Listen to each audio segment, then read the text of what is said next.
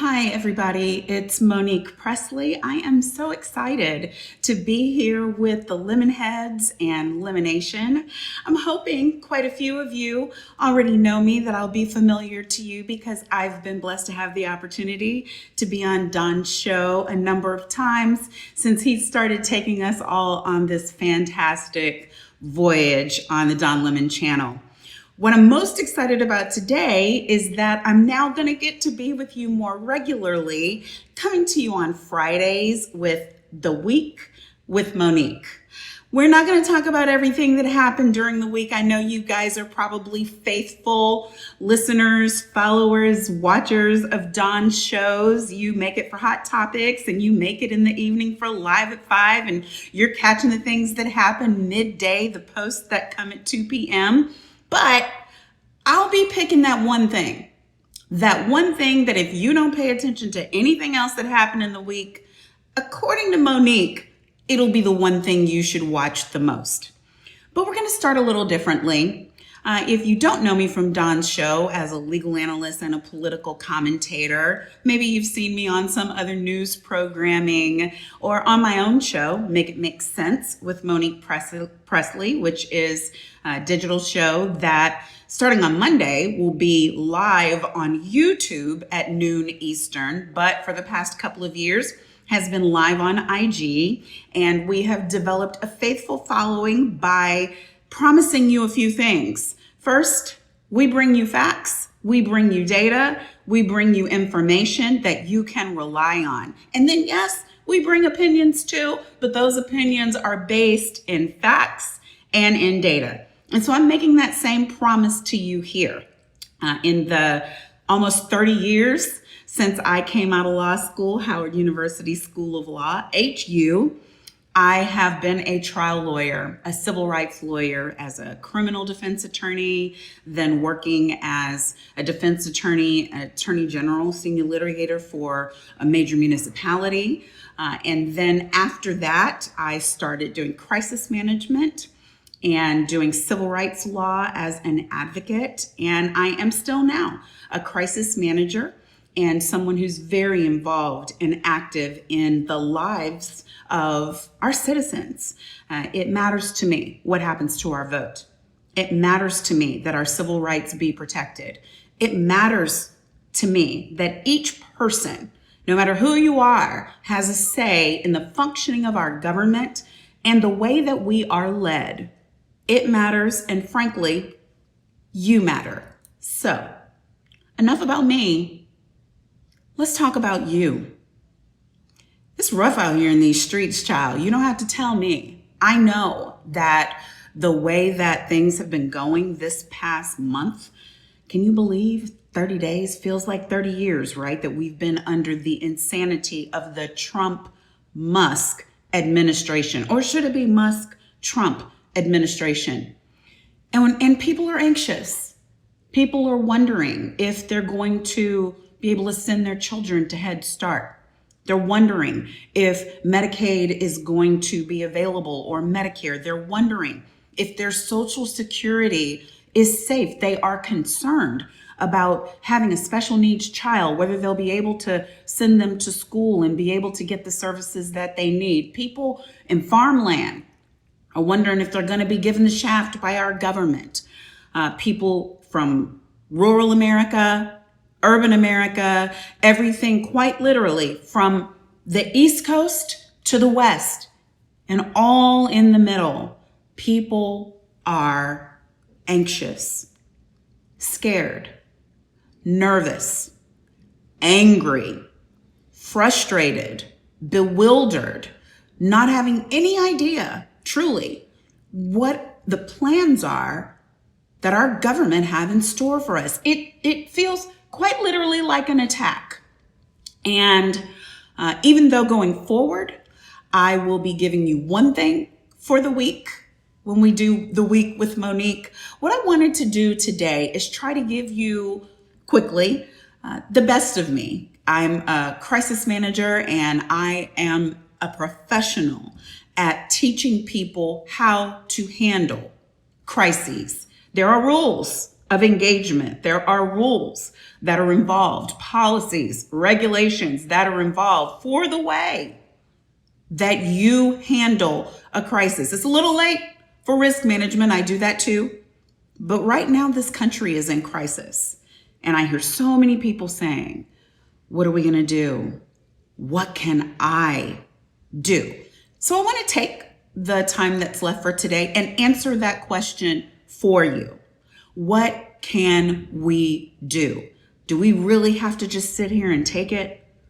In this crisis, what are some maybe 1, 2, 3, 4, 5 of what we could start doing today to make our lives better personally, to feel more secure personally, and then do what we can to get our country back on track? So, first is Crisis Management 101. You can't help anybody else until you help yourself. We know that. We know that from putting the oxygen mask on in the plane. I'm not going to talk about plane safety today, but it is a thing that we're anxious about.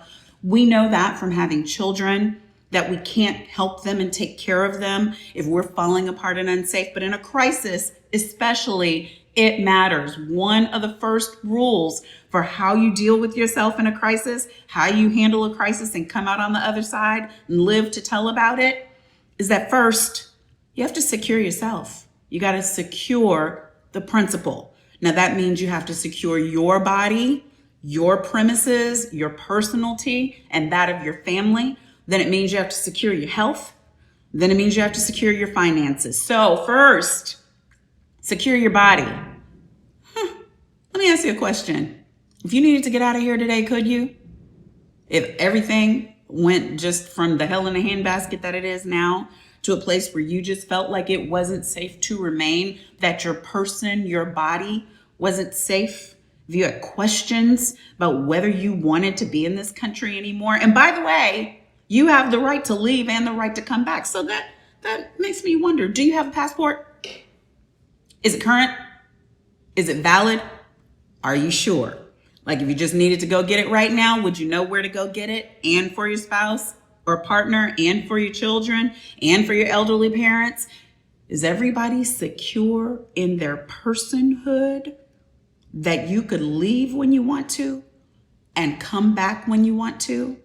Well, if you don't have it, or if you're not sure, you can go to ssa.gov, and there they'll take you through the steps of what you need, whether you need your birth certificate. Do you know where it is? Original or certified copy of your birth certificate, and the other forms of ID that you need in order to ensure that you have a passport that says, number one, I belong here in this country, and number two, I'm gonna leave when I please, and I'm gonna come back when I please. So today, go to ssa.gov if you are not certain that you right now have a valid passport, and look up the forms of ID that you need in order to ensure it, so we can duck out if we have to, and come back because we want to, because it's our country. ssa.gov.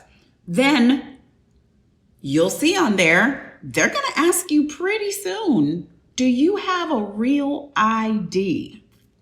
By May 7th of this year, May 7th, 2025, just a few months from now, everybody in this country who wants to be able to go in and out of federal facilities, who wants to go through TSA and get on a plane, is going to have real ID or something close to it. There's a few states that call it something else, but it is akin to real ID. If you've never heard of this, or if you're not sure whether you've already gotten it. Now, if you've gotten a driver's license in the past couple of years, you probably already have real ID, and you'll see there's a little special star seal that's been added onto the driver's license. So if you haven't already taken care of that, you've got until May 7th to do that. But once we figured out your ID, and once you're sure that you're safely here, and once you're secure in your property, I mean making sure that everything is okay at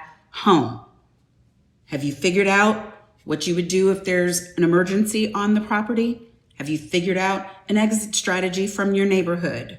Does your family have a special word or a special set of words that they use in case of an emergency, so that if a text went out Everybody could either beeline at home or call in to one particular phone number or meet at a safe space or safe location. These are all things that are necessary. Monique, you're being an alarmist. Nope. No, I'm not. Because frankly, even if we weren't in this mess that we're in right now, these are things that every family and every individual should have taken care of. There's no way to go out and save the world if you haven't first made sure that you are safe at home. So protect your personhood, protect your family, protect your property, and then you're going to protect your health. You haven't heard, somebody who doesn't believe in the efficacy or necessity of vaccines is now running Health and Human Services. So if you haven't done it already, you're going to be making sure that you have everything that you need, whether it's a COVID vaccine, the updated one that they have, or your flu shot, or your children's vaccines are up to date. Everybody has gotten their health appointments. You know what the status is of your health, that of your loved ones, that of elders you may be responsible for, and you are doing what is necessary to take care of it. If there's medicine that you can get in advance, supplements that you can get in advance, you want to do that. You want to make sure that you have what you need and that you're doing the best you can to keep you and all those you're responsible for safe, to keep their health safe. And yes, you also want to be making it to the gym. Bruh, sis, when's the last time you went in? And I'm not just talking about for stress relief, though it does work for that. I'm talking about being fit for the fight. I'm talking about being strong for what we have ahead. You're not going to be able to march. You're not going to be able to protest. You're not going to be able to be marching down Fifth Avenue or marching to Capitol Hill if you're not strong. So let's be fit for the fight. Let's figure it out one step at a time, one walk at a time. Walk inside if you've got to. Drink your water. Yes, mind your business and the business of this country, but we're working on minding your own business first. So protecting your personhood, protecting your health. What am I talking about next? Protect your money, babe. Protect your finances. Okay? Now, many are advocating for, I'm not giving them an opinion on it, but I want you to know, many are advocating that now it's necessary to freeze your credit. Do you know how to get that done? Do you know what that means? Freezing your credit means that nobody can check and do random searches checking your credit without you giving express opinion. Your credit is locked. So if they want to check something, then you have to be alerted first, and you need to contact directly Experian, TransUnion, Equifax in order to get that done. Why are people saying that? Because we have people going into the Treasury Department who have no business being there. We got young kids who may be tech geniuses, but are not trustworthy, are not reliable, have not been vetted, have not gone through security clearances, have not been in front of Congress, are not in specific appointed positions that have been approved after nomination and confirmation. None of that is happening in Elon's world. So if people have access to our Treasury information, to IRS information, to Social Security information, we want to make sure that the height at least halts at our door. We don't want the heist to come right into our bank accounts. So maybe something you need to look into is freezing your credit. If you're not getting ready to apply for a home or a car or something for your children, then that may be a step you want to take, an extra safe step at this time. But it also just means protecting your finances means knowing where everything is, understanding what you owe, understanding what needs to be paid, keeping a real clear eye on your credit card balances, on what's supposed to be in your bank accounts, and having a plan for the future that relates to your finances. All of these could be separate topics. I get it. I'm just trying to give you a little bit today so that you can be inspired, motivated, bothered, agitated into locking things down at home. Because when you're asking a question like, what can I do? What can I do? What can we do? You're no good to anybody until you first take care of the matters that are closest to you, home and hearth. And then once you've got that locked down, Once you know what's supposed to happen in an emergency, once you know you got your passport, if you don't already have it, once you know your driver's license is good, once you know that you've got your real ID, your vaccines are up to date for your children, everybody's had their latest checkup, everybody's got whatever they need by way of health insurance, get that Obamacare while you still can. Once you're secure in that and in your finances, then the question becomes, what can I do, Monique? And you know what? There's plenty. There's plenty that we can all do. First of all, I want you to know that we are not helpless.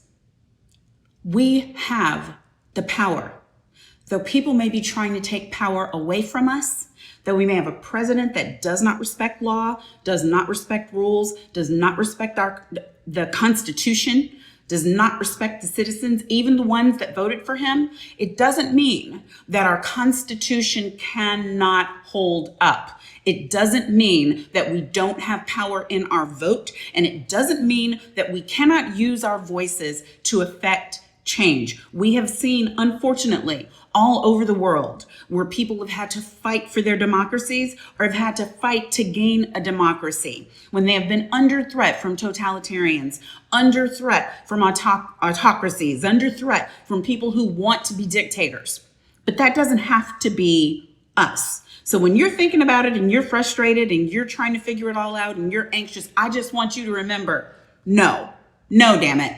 I have power. My vote counts. My voice counts, and I'm going to make sure that my elected officials know it. Monique, people tell me to call my congressperson and call my senator. Does it even matter?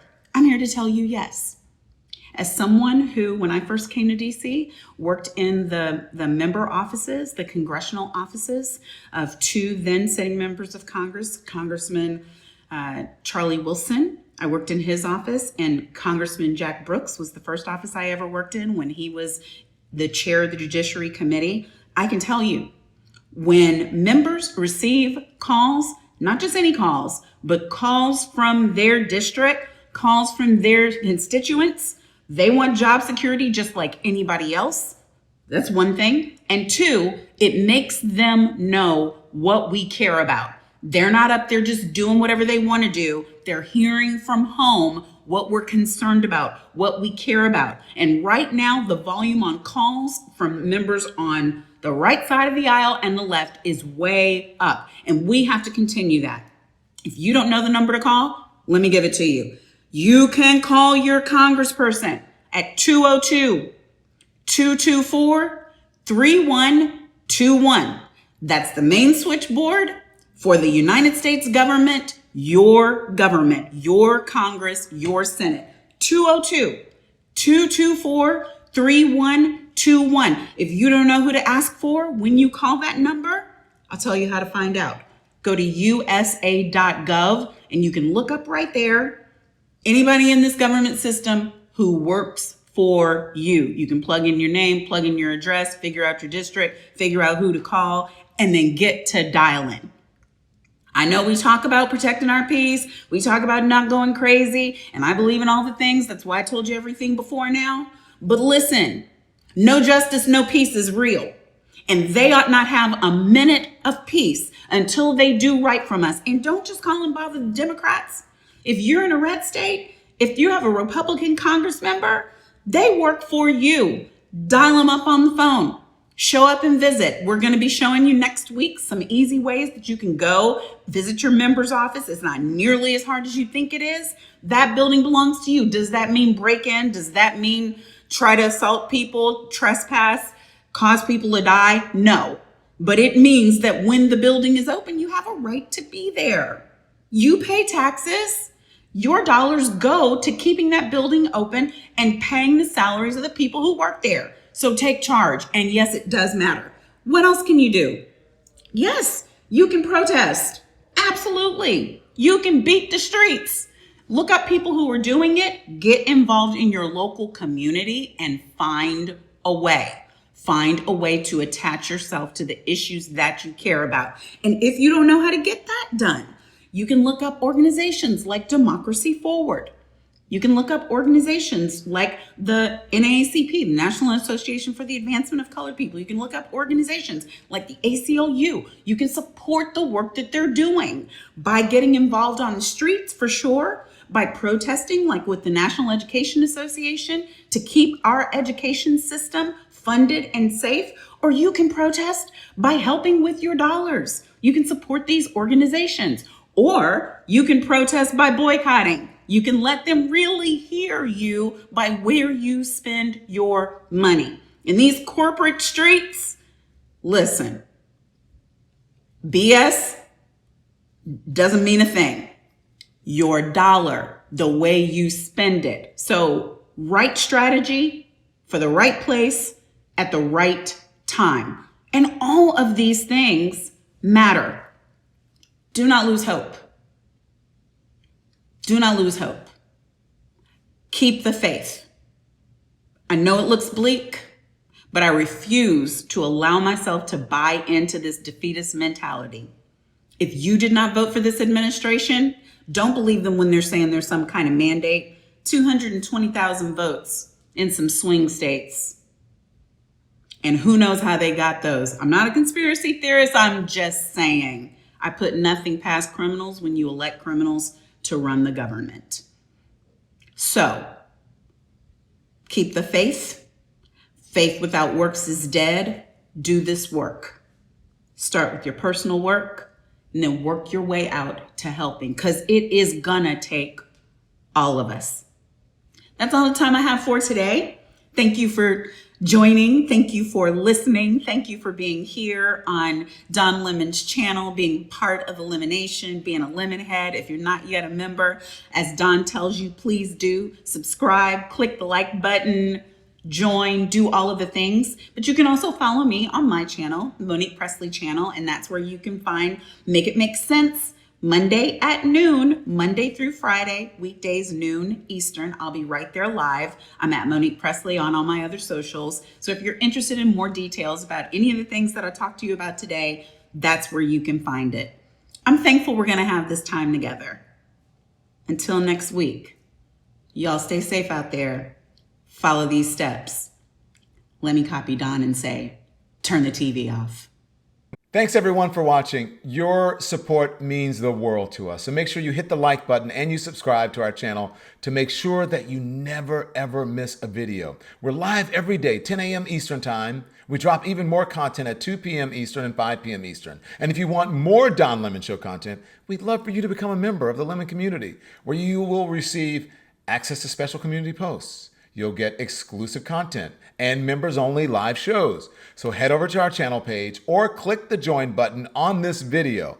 Again, thank you for watching. We appreciate your love and your support, and we will see you next time.